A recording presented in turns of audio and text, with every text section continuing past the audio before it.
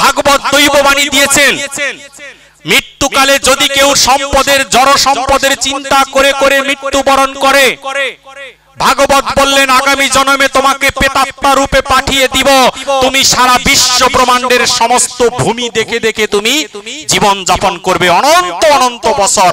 ভাগবত বললেন মৃত্যুকালে যদি কেউ জড় নারীর রূপের চিন্তা করতে করতে মৃত্যুবরণ করে, তাহলে তোমাকে আগামী জন্মে তিতালয়ে পাঠিয়ে দিব, কত তোমার রূপের লিপ্সা তুমি মিটিয়ে নাও। ভাগবত বললেন যদি কখনো কেউ মৃত্যুকালে হরি কথা, কৃষ্ণ কথা, ভাগবত সভা, হরিনামের আসর, বৈষ্ণবের বদন দর্শন করতে করতে যদি কারো মৃত্যুবরণ হয়, তাহলে অন্তিমেই তিনি শ্রীধাম বৃন্দাবন ধামে পরিণত হয়ে যাবেন।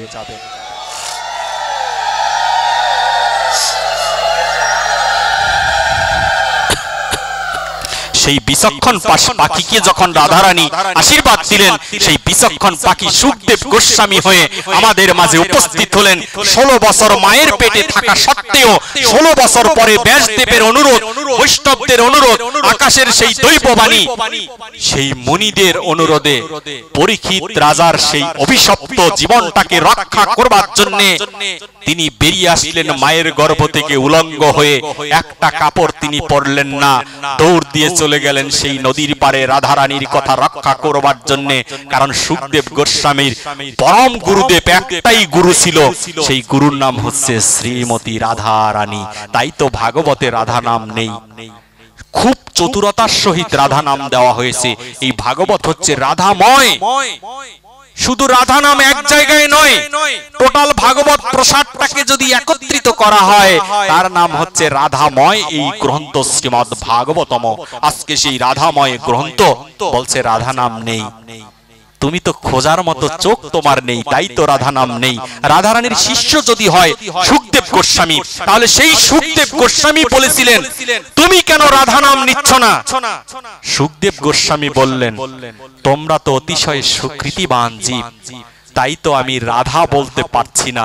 যদি রা শব্দ উচ্চারণ করি তাহলে 6 মাস আমি সেন্স থাকে না, আমার সেন্সলেস হয়ে যায়, আমি পাগলের মতো সেন্সলেস হয়ে আমি পড়ে থাকি 6 মাস। কিন্তু এই আসরে একজন জিজ্ঞেস করেছেন 7 দিনের মৃত্যু পথযাত্রী। পরীক্ষিত রাজার জিজ্ঞাসা 7 দিনের মৃত্যু পথযাত্রীর জন্য সর্বশ্রেষ্ঠ করণীয় কর্তব্য কোনটি? পরীক্ষিত রাজা জিজ্ঞেস করেছিলেন যদি আমি 6 মাস সেন্সলেস হয়ে থাকি তাহলে ওনার এই প্রশ্নের জবাব কে দিবে?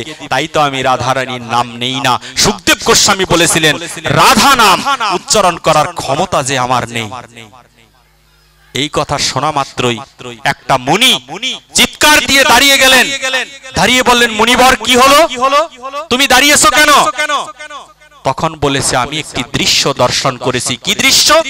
যখন রাধা নামের প্রশ্ন করা হয়েছে কি দৃশ্য, যখনই সুখদেব গোস্বামী চতুরতার সহিত ওই 2টি অক্ষর উচ্চারণ করতে গেলেন, তৎক্ষণাৎই বৃক্ষ থেকে একটি বৃক্ষের পাতা যেন পড়ে গেছে সুখদেব গোস্বামীর মাথার উপরে। পড়ে যাবার 1 হাত উপর থেকে পাতাটা পুড়ে ছাই হয়ে গেল। তখন বৃক্ষকে জিজ্ঞেস করেছিলেন বৃক্ষ তোমার এই দৃশ্য কেন? বলেছে তোমার রাধা নাম যখন তোমার মুখে প্রায় উচ্চারণ হচ্ছে তখন আমি আর থাকতে পাচ্ছি না। রাধা নাম যেখানে উচ্চারণ হয়, কৃষ্ণ বললেন যেখানে রাধা নামের কীর্তন করা হয় বুঝে নিবে তার আর জন্ম জরা ব্যাধিতে আসতে হবে না। যার মুক্ত হবার পথটা তিনি খুঁজে নিয়েছেন, তিনিই তো বদনে রাধে রাধে বলে ডাকে। একবার যদি রাধা নাম করো, কৃষ্ণ বলেছেন নারদীয় পুরাণে যেজন রাধা নাম নয় শুধু রা বলে যিনি উচ্চারণ করে তার পিছনে আমি কৃষ্ণ ধাবিত হয়ে থাকি। তাই তো আমার রাধা বলে ডাকা হয় তাকে। যিনি রা বলে তার পিছনে কৃষ্ণ ধাবিত হয়ে যায়। আজকে সেই রাধা নাম নিয়ে কত কিছু করা হয়, সিনেমার নায়িকা তৈরি করে দেওয়া হলো। সেই ভাগবত কথা অমৃত যখনই পাঠ কীর্তন করা হলো, দুঃখের বিষয় আমি ব্যক্তিগতভাবে খুব কষ্ট পাই এই রকম একটি ব্যাস আসনে বসে রাজনৈতিক আলোচনা করা হয়। সনাতন ধর্মের লোক কেউ কিছু বলে না, বদির অন্ধ হয়ে গিয়েছি আমরা। ভাগবতের আসর সুখদেব গোস্বামীকে জিজ্ঞেস করা হয়েছিল তুমি এখানে ভাগবত পাঠ করছো, তোমার দাদু পাঠ শুনতে এসেছে, তোমার দাদুর বাবা পাঠ শুনতে এসেছে, তোমার দাদুর বাবার বাবা পাঠ শুনতে এসেছে, এতে আমাদের কোনো দুঃখ নেই। কিন্তু মুনিবর, তোমার পিতা কেন ভাগবত শুনতে আসলো? বললেন তোমার পিতা কেন ভাগবত শুনতে আসলেন? তিনি তো ভাগবতের রচয়িতা। কৃষ্ণদ্বৈপায়ন ব্যাসদেব তিনি ভাগবতের রচয়িতা, তিনি কেন ভাগবত শুনতে আসলেন? তিনি তো এই ভাগবতের মালিক, তিনি কেন ভাগবত শুনতে আসলেন? পরীক্ষিত রাজার মাধ্যমে, সেই পরীক্ষিত রাজার আসরেই প্রশ্ন করা হয়েছিল। সুখদেব গোস্বামী বললেন, মুনিবর আপনারা কি দেখবেন নাকি শ্রবণ করবেন? বলছে না, ভাগবত তো শ্রবণ করার বিষয় নয়, ভাগবত হচ্ছে ফিলোসফি, ভাগবত হচ্ছে দর্শন, ভাগবত দেখবো, আমি দেখতে এসেছি। তাহলে যদি দেখতে আসো, তাহলে তোমরা তোমাদের নয়ন মোদিত করো, এই চোখ দুটো বন্ধ করো।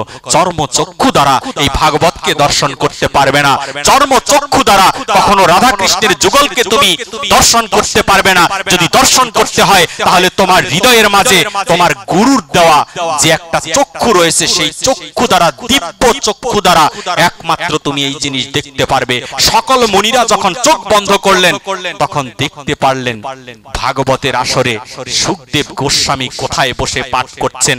তাকিয়ে যখন দেখছেন, সকলে চিৎকার দিয়ে, উলুধ্বনি দিয়ে চিৎকার করে বলে উঠেছিল, সুখদেব গোস্বামী আমরা কি দর্শন করতে পেলাম? বলেছে, শিশুর পিতা ঘুমিয়ে আছে সব শিশুরই অন্তরে। আমি ভাগবত পাঠ করছি, আমার ব্যাসদেব আমার পিতার কোলে বসে, ব্যাস আসন, এটাকে সুখদেব গোস্বামী বললেন আমার পিতার কোল, পিতার কোলের মধ্যে বসে ভাগবত কথামৃত পাঠ করা হচ্ছে। তাই যদি হয়, তাহলে এই পিতার কোলের মধ্যে বসে থেকে কি করে একজন ভাগবত পাঠক রাজনৈতিক আলোচনা করে, কি করে একজন ভাগবত বৈঠিক বাজে কীর্তন করে এখানে বসে? আপনারা কেন এটা বাধার সৃষ্টি করছেন না? মনে রাখবেন, সঠিক এবং ভাগবতীয় ধারায়, বৈষ্ণবীয় ধারায় অমঙ্গল কাজগুলোতে বাধা দেবার নামই হচ্ছে সাধন ভজন। যেগুলো অমঙ্গল কাজ, সেইগুলোকে বাধা দিতে হবে যে আপনি এই আলোচনা এখানে করতে পারবেন না। ভাগবত কথা বলতে এসেছেন, ভাগবতের রিলেটেড কথা বলেন। ভাগবতের আসরের পাশে, কীর্তনের আসরের পাশে ডিমের দোকান, ডিম সিদ্ধের দোকান।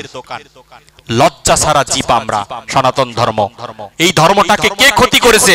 মুসলমানরা ক্ষতি করেনি, বৌদ্ধ খ্রিস্টান কেউ ক্ষতি করেনি। সনাতন ধর্মের শত্রু হচ্ছে সনাতনীরা। এই সনাতনীরাই সনাতন ধর্মকে ক্ষতি করেছে। না হলে কি আর তোমার এইরকম একটা যজ্ঞের পাশে, যেখানে বলা হয়েছে মহা হরিনাম সংকীর্তন, সেই হরিনামের আসরের পাশে ডিম সিদ্ধের দোকান থাকতে পারে? ডিম সিদ্ধ ওইখান থেকে খেয়ে, আর ডিম সিদ্ধর যে ক্রিয়া, সেই ক্রিয়াটা আপনার আসরে এসে পড়ছে। আপনার ঘরের ছেলে মেয়ে, যুবতী মেয়ে নিয়ে কীর্তন শুনতে আসছেন, ওই মেয়েটার বাজে জায়গা দর্শন করছে যারা যারা ডিম সিদ্ধ খেয়ে এই আসরের মধ্যে প্রবেশ করছেন। এইগুলো উঠিয়ে দিতে হবে। কীর্তনিয়ারা, আমি একটা কীর্তনিয়ার ছেলে, আমি কীর্তনিয়াদের বড় ভালোবাসি। আমি যখন এসএসসি পরীক্ষা দেই, আমার বাবা 700 টাকা ফর্ম ফিল আপের টাকা দিতে পারেনি, ফর্ম ফিল আপের টাকা দিতে পারেনি। লেট ফি দিয়ে আমার ফর্ম ফিল আপ করা হয়েছিল। আমার শিক্ষা জীবন যখন শেষ হয়েছিল, আমার পিতাকে আমি জিজ্ঞেস করেছিলাম, তুমি লেট ফি দিয়ে কেন জরিমানা দিতে গেলে? 700 টাকা দিয়ে তুমি ফর্ম ফিল আপ করতে পারলে না? আমার বাবা বলেছিল, যখন কীর্তনে যাই, সাত্ত্বিক আহার পেয়ে আমরা কীর্তন করি। কীর্তনের সকালবেলা যেদিন টিফিনের পয়সা দেয়, সেই টিফিনের পয়সা রেখে দেই তোমাদের লেখাপড়ার জন্য।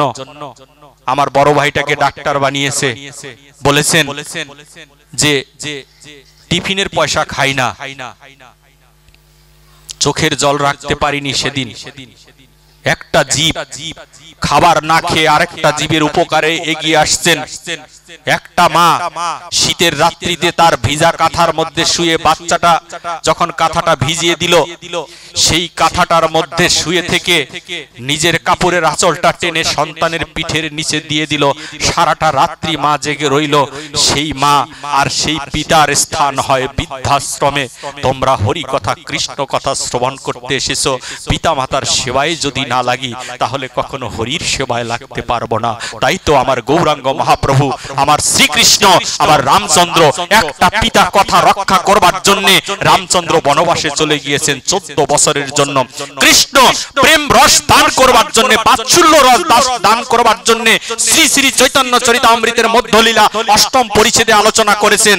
বাৎসল্য লীলা দান করবার জন্য নন্দ মহারাজের জুতা পাদুকা জোড়া মাথায় নিয়ে কৃষ্ণ শিখিয়ে দিলেন, আমি অনন্ত কোটি বিশ্ব ব্রহ্মাণ্ডের মালিক হলে কি হবে, আমার পিতাই হচ্ছে সর্বশ্রেষ্ঠ বৈষ্ণব। তাই তো পিতার জুতা মাথায় নিয়ে আমি তোমাদেরকে এই শিক্ষা দিয়ে গেলাম। গৌরাঙ্গ মহাপ্রভু সন্ন্যাস নিয়ে চলে গিয়েছেন। একটা সন্ন্যাসী মায়ের বদন দর্শন করবেন না। সেই সন্ন্যাসী ওই নীলাচল থেকে আমার সেই জগন্নাথের প্রসাদ নিয়ে পাঠিয়ে দেয় বৈষ্ণবদের কাছে, আমি তো মায়ের সেবা করতে পারলাম না, এই প্রসাদটা নিয়ে আমার মাকে দিও। একটা কাপড় পেয়েছি, এই কাপড়টা নিয়ে আমার ওই মাকে দিও, আমার সচিমাকে দিও। আর শুনে যাও, তোমরা যাচ্ছ, আমার মাকে প্রসাদ আর কাপড় দিয়ে আমি নিমাই হয়ে আমার মতো করে একটা প্রণাম আমার মাকে দিয়ে দিও। অদ্বৈত গোসাই জিজ্ঞেস করেছে, হে গৌর, তোমার কাছে প্রশ্নের কোনো শেষ নেই। তুমি সকালবেলা ধুলি খেলা শেষে ওই গোধূলি লগ্নে এসে তোমার মাকে প্রণাম করো কেন? বলেছে, যদি ধুলি খেলায় গিয়ে মাকে ভুলে যাই, তাই প্রণাম করে মাকে স্মরণে রাখি। গৌর বলেছেন, আমার মাকে আমি স্মরণে রাখি। আজকে গৌরের অনুসারী হয়ে আমাদের মায়েরা বৃদ্ধাশ্রমে ঘুমায়, মায়েরা বাবারা মরে গেলে টিপসই দিয়ে জমিনটা দখল করবার জন্য ভাইয়ে ভাইয়ে জেলখানায় চলে যায়। এই শিক্ষা গৌরাঙ্গ মহাপ্রভু দেয়নি, এই শিক্ষা রামচন্দ্র দেয়নি। রামচন্দ্রের সেবার জন্য লক্ষণের সারাটা জীবন কাটিয়ে দিয়েছে। 14 বছর লক্ষণ ভাত খায়নি, 14 বছর লক্ষণ ঘুমায়নি, 14 বছর লক্ষণ নারী মুখ দর্শন করেনি। সেই ভাই ভ্রাতার সম্পর্ক, সেইটা শিক্ষা দিয়েছে এই সনাতন ধর্ম। আর এই সনাতন ধর্মের লোক হয়ে জন্মগ্রহণ করে কোটি জন্ম সুকৃতির ফলে, লক্ষ লক্ষ জন্ম সুকৃতির ফলে দুর্লভ মানব জন্ম পেয়েছি। কৃষ্ণ ভজিবার তরে সংসারেতে আইনু, মিছে মায়ায় বদ্ধ হয়ে বৃক্ষ সম হইনু। দিন গেল মিশা কাজে, রাত্রি গেল নিদ্রে, না ভজিলাম রাধা কৃষ্ণের চরণার বৃন্দে। রাধা কৃষ্ণের ভজনটাই তো হলো না।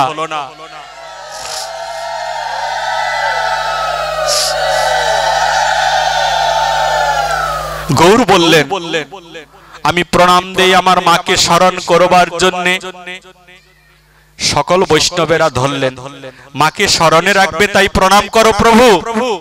বলেছে, হ্যাঁ মাকে স্মরণ রাখবো তাই প্রণাম করি প্রতিদিন গোধূলি লগ্নে। বলেছে, মায়েকে প্রণাম করো, ঠিক আছে, কিন্তু প্রণাম করে মায়ের সম্মুখে দাঁড়িয়ে নিমাই, অনন্ত কোটি বিশ্ব ব্রহ্মাণ্ডের মালিক, তুমি এই একটা জীবকে প্রণাম করে, এই ভক্তটাকে প্রণাম করে, এই মাকে প্রণাম করে তুমি জোরহাত করে কেন মায়ের বদনে তাকিয়ে থাকো প্রতিদিন? নিমাই কেঁদে কেঁদে বলেছিলেন, ওরে যে জন মায়ের বদন দর্শন করে, সে যেন স্বয়ং বৃন্দাবন দর্শন করে থাকে। যদি মায়ের বদন বৃন্দাবন হয়, মাকে কি করে তোমরা 300 টাকার শাড়ি পরাও? তুমি কেন 500 টাকার কাপড় করে ঘুরে বেড়াও? মা বাবার সেবায় যদি আমরা না লাগি, তাহলে কোন সেবায় আমরা কোনোদিন লাগবো না। মনে রাখবে, এটা গৌরাঙ্গ মহাপ্রভুর সিদ্ধান্ত। গৌর সেই শিক্ষা দিতে এসেছে, নিতাই সেই শিক্ষা দিতে এসেছে। এই আশ্রমবাসী, এই মন্দিরবাসী কি ভেবে কালকের দিনে নাম কীর্তনের আসর সাজিয়েছেন আমি জানি না। আমি রাধারানীকে বলেছিলাম নিমন্ত্রণটা পেয়ে, হে রাধারানী,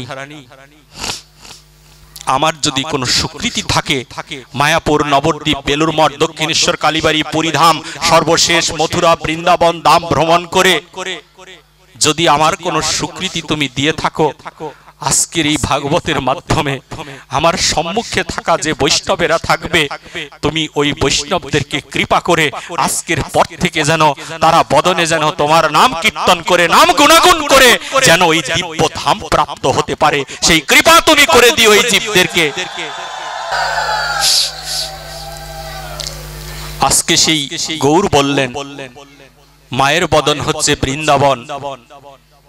আগামী কালকে আজকে রাত্রি 12টার পরে যে তিথি লাগতে যাচ্ছে, অনন্ত কোটি বিশ্ব ব্রহ্মাণ্ডের মালিক গৌরাঙ্গ মহাপ্রভু বলেছিলেন বাজারে নিয়ে গৌরকে যিনি বিক্রি করতে পারেন, বাজার থেকে গৌরকে যিনি কিনে আনতে পারেন, তার নাম হচ্ছে নিত্যানন্দ মহাপ্রভু। সেই নিত্যানন্দ মহাপ্রভুর আবির্ভাব তিথি আগামী কালকের এই তিথি। আপনারা কি করে এই তিথিতে হরিনাম বেছে নিলেন, সেই দৃশ্যটা আমি আজকে কয়েকদিন বসে বসে ভাবছি। এর আগে কয়েকটি ভাগবতে গিয়েছিলাম, কিন্তু আপনাদের এই তিথিটা আমি মিলাতে পারছিলাম না। ওরে একলা নিতাই, একলা নিতাই, একলাই নিতাই, আমার একলা নিতাই, হরিনাম দিয়ে জগৎ মাতালে আমার একলা নিতাই। ওই নিত্যানন্দ প্রভু হরিনাম দিয়ে জগৎকে মাতিয়েছিলেন। হারাই পণ্ডিতের ঘরে আবির্ভাব হয়েছিলেন এই তৃতীয় তিথিতে। আজকে দ্বাদশী, কালকে ত্রয়োদশী। এই ত্রয়োদশী তিথিতে নিত্যানন্দ মহাপ্রভুর আবির্ভাব তিথি। সেই আবির্ভাব তিথিতে আপনার এখানে শ্রীবাস অঙ্গন হতে যাচ্ছে। আপনারা এখানে যারা যারা উপস্থিত হবেন, আমি বিশ্বাস করি নিতাইয়ের কৃপা অচিরেই লাভ করতে যাচ্ছেন। তবে সাবধান, কেউ মোবাইল চালাবার জন্য এখানে আসবেন না। সাবধান, কেউ মালা জপ করবার জন্য এখানে আসবেন না। এখানে কেউ যদি না থাকে, আমি বিশ্বাস করি 64 মহন্ত অধিবাস কীর্তনের মাধ্যমে এই হরিনামের আসরে উপস্থিত থাকবে। কারণ কালকে আমার নিতাইয়ের যে আবির্ভাব, হারাই পণ্ডিতের ঘরে নিতাই যখন জন্ম নিল, আবির্ভূত হলো, অনন্ত বিশ্বকে অবাক করে দিয়ে এই নিত্যানন্দ প্রভু আবির্ভাব হয়েছিলেন এই তিথিতে। কালকে অর্ধবেলা উপবাস, নির্জলা উপবাস অর্ধবেলা। আপনারা আধা বেলা উপবাস থাকুন, নিত্যানন্দ প্রভুকে স্মরণ করুন। আপনি স্মরণ করছেন, রাস্তায় এসে দেখাতে হবে না। যে জন গোপনে গোবিন্দ ভজে তারাই তো গোপীরে। ওরে গোপী তো তারা যারা গোপনে ভজন করে। আমার মতো যিনি আছেন, তিনি তো একটা তুলসীর মালা দিয়ে মালাটা দেখাবার খুব ব্যস্ত হয়ে যায়, শার্টের বোতামটা খুলে রাখি। এটা তো বিষয় নয়, এটা তো ভজন নয়। সনাতন ধর্ম তো এই ভজনে সাপোর্ট করে না। এত দেখা দেখি কিসের? আপনার হিসাবটা আপনাকে দিতে হবে। নিত্যানন্দ প্রভু হারাই পণ্ডিতের গৃহে যখন এসেছিলেন, 7 বছর বয়সে নিত্যানন্দ প্রভুকে সন্ন্যাসীর হাতে তুলে দেওয়া হয়েছিল। আপনাদের জানাই কথা, তাই তো বেশি প্রবেশ করছি না।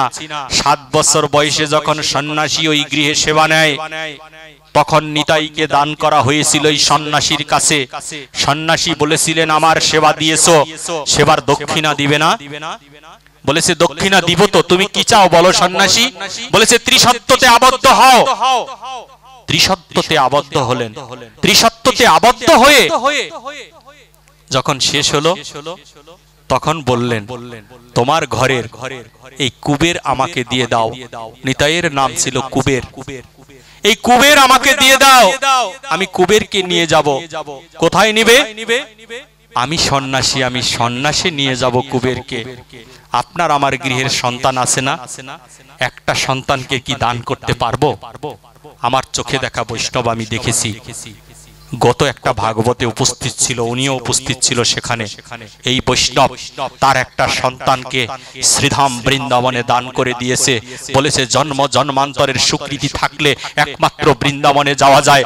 আর সেই বৃন্দাবন ধামের প্রসাদ করে আমার এই প্রথম সন্তান, আমার জীবনের এই সন্তানটাকে আমি সন্ন্যাসী করে দান করে দিয়ে দিলাম। এখন তিনি বৈষ্ণবের দ্বারে দ্বারে ঘুরে বেড়ায়। তদ্রূপ এই নিতাইকে দান করে দিল হারাই পণ্ডিত। আর এই কুবের যাবে না। কুবের বারবার কাঁদছে, আমি যাব না, আমি সন্ন্যাসী চিনি না। তার মা বলছে, কুবের তুমি যদি এই সাধুর সাথে যাও, তাহলে কত তীর্থ দেখতে পাবে, তুমি কত মন্দির, কত কিছু দেখতে পাবে, সর্বশেষ তুমি বৃন্দাবন ধাম দেখতে পাবে। তখন নিতাই গেয়ে উঠেছিলেন, কিসের মাসি কিসের পিসি, কিসের বৃন্দাবন, তুমি যে মা সবচেয়ে বেশি সবচেয়ে বেশি আপন। এমনি করে নিতাই যখন কেঁদে কেঁদে ঘর থেকে বেরিয়ে যায়, তখন হারাই পণ্ডিত নিতাইকে পিছন থেকে ডেকে বলেছিলেন, কুবের একটুখানি ঘুরে দাঁড়াও, জীবনের শেষ দেখাটা তোমায় দেখি। একটা মাত্র ছেলে, ছেলেটাকে দান করে দিলেন কৃষ্ণ সেবার জন্য, দান করে দিলেন হরি সেবার জন্য, দান করে দিলেন হরির ভক্ত সেবার জন্য। যখন নিতাইকে পিছন থেকে ডাকলেন, তখন নিত্যানন্দ প্রভু পিছন থেকে তাকিয়ে বললেন, তুমি কি কিছু বলতে চাও? বলেছে, আমি এই বলতে চাই, তুই আমাকে অভিশাপ দিয়ে যা, অভিশাপ দিয়ে যা, এমনি পিতামাতার ঘরে যেন কোনো সন্তান জন্মগ্রহণ না করে। কোন পাষাণ বুকে রেধে 7 বছরের বাচ্চাটাকে আজকে আমি দান করে দিচ্ছি। তুই কোথায় থাকবি, কোথায় খাবি, কোথায় তুই ঘুমাবি, কাকে তুই মা বলে ডাকবি, কে তোর মাসি হবে, বিছানা দিবে কি দিবে না সেটা তো আমি জানি না, তোকে আমি দান করে দিলাম। তুই অভিশাপ দে নিতাই, যেন আমার মতো এই রকম দুরাচারীর ঘরে যেন জন্ম না হয়। তখন ওই কুবের কেঁদে কেঁদে বলেছিল, আবার যদি আসি এই বিশ্ব ব্রহ্মাণ্ডে, তবে তোমাদের মতো বৈষ্ণবের ঘরে যেন আমার আবারও জন্ম হয়। যদি আমি বৈষ্ণবের ঘরে জন্ম নেই, তাহলে জন্মে জন্মে প্রতি জন্মে আমার এই দেহ মনটাকে যেন বৈষ্ণবের সেবায় তোমরা লাগিয়ে দাও। আমি বৈষ্ণবের সেবায় লেগে যেতে চাই।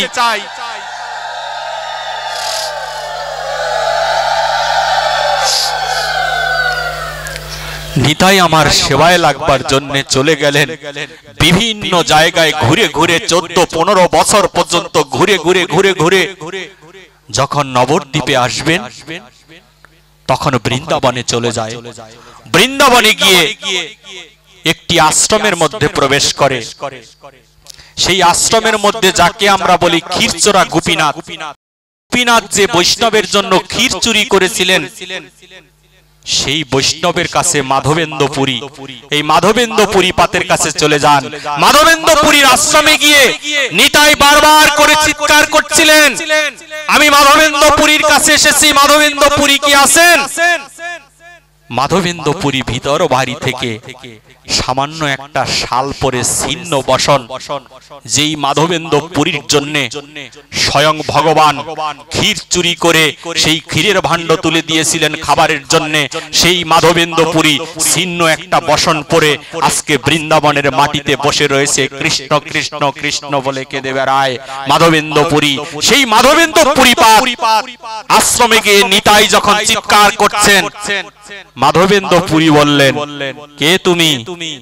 বলেছে, আমায় তুমি চেনো না, আমি মাধবেন্দ্রপুরীর কাছে এসেছি। নিতাই বললেন, মাধবেন্দ্রপুরী বললেন, আমি মাধবেন্দ্রপুরী।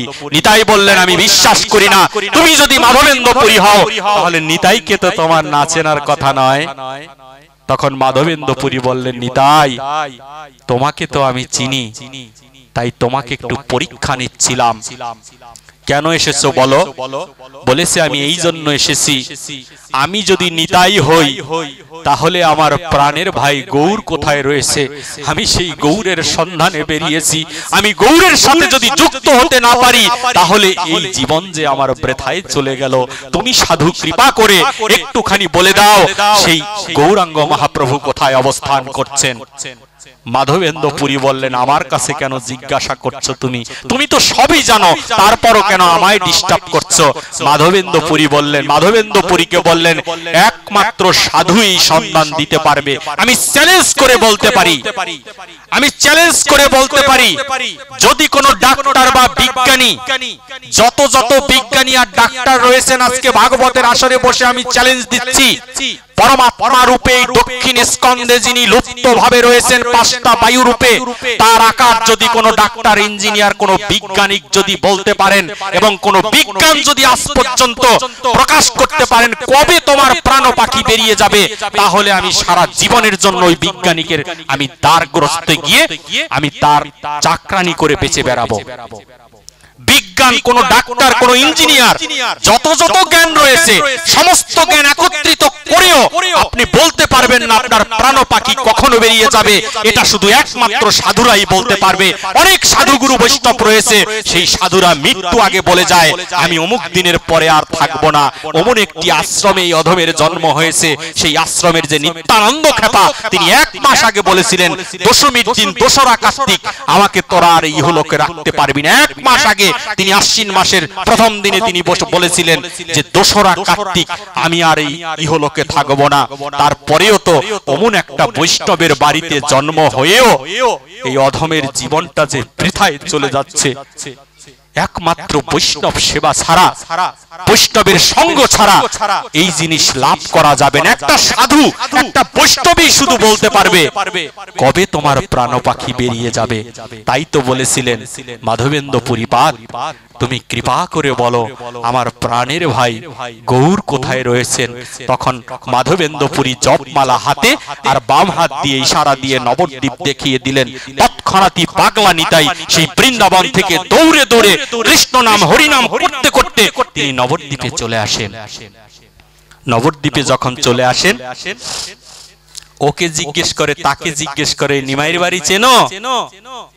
নিমাইয়ের বাড়ি তো কেউ চেনে না, অথচ সবাই জানে। নিতাইকে কেউ দেখাচ্ছে না। তৎক্ষণাৎই নন্দন আচার্য নামে যে বৈষ্ণব, সেই নন্দন আচার্যকে নির্দেশ দেওয়া হয়েছিল বৈষ্ণব সেবা যদি কখনো দিতে পারো, একটা বৈষ্ণবের যদি সেবা কোনোদিন তুমি দিতে পারো নন্দন আচার্য, সেদিন আমার কাছে তোমাকে আসতে হবে না। আমি গৌরাঙ্গ মহাপ্রভুর সাঙ্গ পাঙ্গ নিয়ে তোমার গৃহে গিয়ে হরিনাম সংকীর্তন করে তোমায় আমি ধন্য করে দিয়ে আসব। গৌরকে খুঁজে বেড়াই, তাই তো? গৌর যে খুঁজে বেড়ানোর বিষয় নয়, গৌরকে তো পাওয়া যাবে না, শাস্ত্র সিদ্ধান্ত দিয়েছেন। বলছে বৈষ্ণবের সেবা দাও। বৈষ্ণব সেবার চেয়ে বড় কিছু আর নেই। এই বৈষ্ণব সেবা দেওয়ার কথা বললেন। তখন নন্দন আচার্য সেদিন থেকে বৈষ্ণবের সেবা দেয়। দিতে দিতে হঠাৎ করে প্রাতকালে যখন আমার নিত্যানন্দ মহাপ্রভু ওই পুকুরের পাড়ে দাঁড়িয়ে ওই জলের মধ্যে থাকা নন্দন আচার্যকে জিজ্ঞেস করবেন, নন্দন আচার্য স্নান করতে ঢুকেছেন, তাকে জিজ্ঞেস করবেন, মাত্র জিজ্ঞেস করবেন নিমাইয়ের বাড়ি কোনটা। তৎক্ষণাৎই নন্দন আচার্য তিনি তাকিয়ে রইলেন যে তুমি কে গো? এমন সাধু তো কোনোদিন দেখিনি এই তল্লাটে। নিতাইয়ের রূপ কেমন? গৌর আর নিতাই অভিন্ন রূপ, রাধা কৃষ্ণ অভিন্ন রূপ। কৃষ্ণকে মন্থন করলে, মন্থন করতে করতে করতে করতে যেমন দুগ্ধ মন্থন করলে ননি হয়, দুগ্ধ মন্থন করলে ছানা হয়, দুগ্ধ মন্থন করলে দই হয়, তদ্রূপ কৃষ্ণকে যদি বারে বারে বারে বারে মন্থন করা হয়, যদি কোনো বৈষ্ণব মন্থন করে, তাহলে একটা অমৃতময় রূপ বেরিয়ে আসে। সেই রূপের নামেই হচ্ছে রাধা রূপ, সেই রূপেই হচ্ছে রাধা রানী রূপ। আর গৌরকে যদি মন্থন করা হয়, মন্থন করতে করতে যদি কোনো রূপ বেরিয়ে আসে, সেই রূপের নাম হচ্ছে শ্রীমান নিত্যানন্দ মহাপ্রভু। সেই নিতাই দাঁড়িয়ে পুকুরের পাড়ে, নন্দন আচার্য ভিজা কাপড়ে উঠে এই সাধুকে দণ্ডবত প্রণাম দিলেন। যখন দণ্ডবত প্রণাম দিলেন, তখন নিতাই বললেন, তুমি তো ভালো সাধু, তুমি একটু বলে দাও না নিমাইয়ের বাড়িটা কোন দিকে। কেন? নিত্যানন্দ প্রভু কি জানে না নিমাইয়ের বাড়ি কোথায়? সে কি জানে না? অনন্ত কোটি বিশ্ব ব্রহ্মাণ্ডের মালিক আজকে যার ভিতরে আশ্রয় করছেন, সেই নিতাই কি জানে না গৌরাঙ্গ মহাপ্রভুর বাড়ি কোনটা? নিতাই কি জানে না নিমাই কোথায় থাকে? সমস্ত কিছু জানতেন। ভক্ত শিক্ষা দেবার লাগি তিনি আজকে ভক্তকে জিজ্ঞেস করছে, তোমার নাম কি? বলেছে, আমার নাম তো বাবা মা রেখেছে নন্দন। ও নন্দন, তুমি বলো না নিমাইয়ের বাড়ি কত দূরে? ভক্ত সেবা দেবার লাগি নন্দন আচার্য চতুরতার আশ্রয় নিলেন। চতুরতার আশ্রয় নিয়ে নন্দন আচার্য বললেন, নিমাইয়ের বাড়িটা খুব পেঁচি ঘিচি একটি রাস্তা দিয়ে, এই রাস্তায় সাধু তুমি যেতে পারবে না। তুমি মনে হয় নবদ্বীপে নতুন এসেছো তো, তুমি যেতে পারবে না। তবে আমার কাপড়টা তো ভিজা, এই ভিজা কাপড়ে তোমায় কি করে নিয়ে যাই? তার চেয়ে ভালো কৃপা করে তুমি আমার গৃহে চলো, আমি তোমার সেবা দিই, তারপরে আমি নিজেই কাপড়টা পরিবর্তন করে আমি তোমাকে নিয়ে যাব। নন্দন আচার্যের কত সুকৃতি, আজকে নিতাইয়ের সেবা দিচ্ছেন শুধুমাত্র বৈষ্ণব সেবার মাধ্যমে। নন্দন আচার্যের গৃহে ভাঙা ঘরটার মধ্যে যখন এই অনন্ত বিশ্বের সর্বশ্রেষ্ঠ সম্পদ আমার নিতাইকে নিয়ে যখন বসালেন, নিত্যানন্দ মহাপ্রভু তখন সন্ন্যাসী, এই সন্ন্যাসী নিতাই যখন তার ওই মাটির ঘরের মধ্যে ভাঙ্গা একটি বেড়া, সেই বেড়া থাকা ঘরের মধ্যে যখন ধ্যানস্থ হয়ে বসে রইলেন, নন্দন আচার্য ভক্ত সেবার লাগি, তিনি তো জানেন না যে উনি নিতাই, তিনি জানতেন না, তিনি জানেন সামান্য একজন সন্ন্যাসী। অথচ সেবা দিতে দিতে দিতে দিতে কখন যেন পরম সন্ন্যাসীর সেবায় তিনি যুক্ত হয়ে গিয়েছেন। তাই আপনাদের উদ্দেশ্যে আমি বলি, এটা শাস্ত্রের কথা, আমার কথা নয়। আপনার গৃহে যদি কোনো অপরিচিত লোক যদি আসে, তাকে যদি দেখতে ভালো না হয়, সে যদি মূর্খ হয়, তাকে দেখলে যদি ঘেন্নাও হয়, যদি আপনার গৃহে কিছু নাও থাকে, তবু আপনার বদনে একটি হাসি দিয়ে তাকে খুশি করার চেষ্টা করুন।